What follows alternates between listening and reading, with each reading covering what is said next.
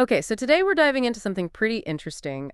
It was actually brought to us by a listener named The Learner, Okay. and they pointed out this Reddit discussion about the Jehovah's Witnesses Watchtower online library. Mm-hmm. And you know how like the index of it officially spans 1986 to 2025, Right. but apparently there are older publications that are accessible too, like going back to like 1945. Wow, that's a long time ago. Yeah, and so like what jumped out at me, reading through this thread was like people's reactions to this. Like there was genuine Yeah, surprise. like the fact that it's just there. Yeah, and I guess the learner was sort of excited by this, because they saw it as like an opportunity to maybe discuss doctrinal changes, with current members. I see. Like use it as a tool almost. Yeah, exactly. But then, reading through the rest of the comments, it's like, whoa, like there's some serious concern here too. Yeah, I bet. Because I mean that raises the big question, right? Like, what does this say about the Jehovah's Witnesses' history and how it's presented today? Exactly, especially when you think about all the past prophecies and how things have, evolved over time. Right. And don't forget the whole emphasis on the Watchtower Society being like the ultimate source of truth. Oh, yeah, for sure. Like some commenters were worried that this historical material could actually be labeled as apostate, you Oh, know. wow. Yeah, that makes sense. Because if you're told not to look at anything outside of what the organization provides. Right, like someone even shared a story about being like explicitly warned against using older Watchtower quotes. Really? So even quoting the official stuff, but from like a different era, is a no-no. Apparently, yeah, and then another commenter mentioned this idea going around that like apostates are actually making up old literature. Oh, that's wild, like a conspiracy theory almost. Yeah, and it's ironic because like that could even extend to the official library itself. Oh, yeah, for sure. It's like, who do you trust? It really shows how defensive they are about any kind of historical scrutiny. For sure, for sure. And I don't know if it's just me, but there was some dark humor in this thread too. What do you mean?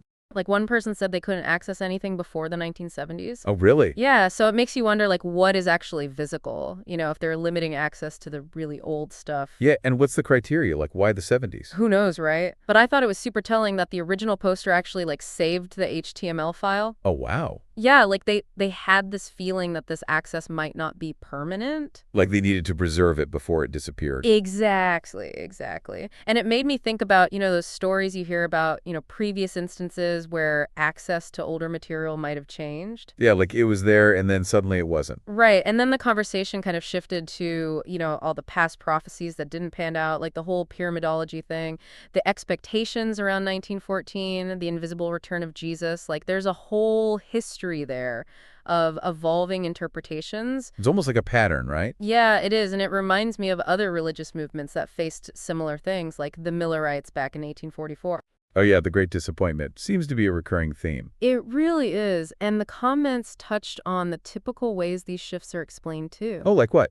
Phrases like, we used to believe this, or the light gets brighter. Right, right. Kind of reinterpreting the past. And there were also accusations of, like, the Watchtower Society actively hiding past positions. Try to sweep it under the rug. Yeah, exactly. And someone even shared a link to a YouTube video about the Stay Alive Until 75 prophecy. Ah, yeah, that's a classic example. It is, but here's the thing. Even with this information being accessible, a lot of people in the thread doubted that it would actually lead current members to question or leave. It's hard to break free from that kind of belief system, isn't it? It really seems to be, they were saying like the indoctrination is so strong and the social pressures are huge. It makes you think about how powerful those beliefs and that sense of community really are. For sure. For sure. So for me, looking at all this, the fact that this information is just sitting there in the official library is pretty mind-blowing. It suggests a certain level of transparency. Yeah, but then you read the discussions around it, and it's clear that there's way more to the story. Absolutely. It's a much more nuanced picture. The fact that there are so many different reactions to this, the surprise, the concern,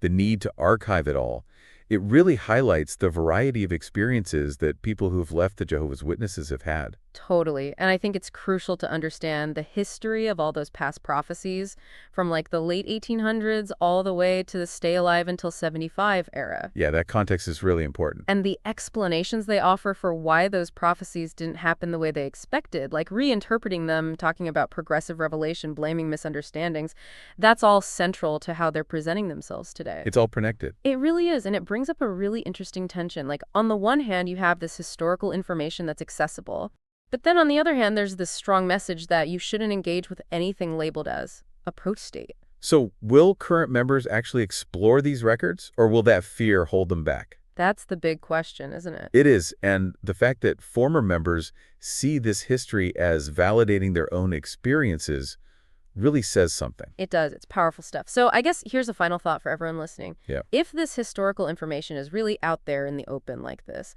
what does that tell us about how organizations in general manage their own narratives about the past?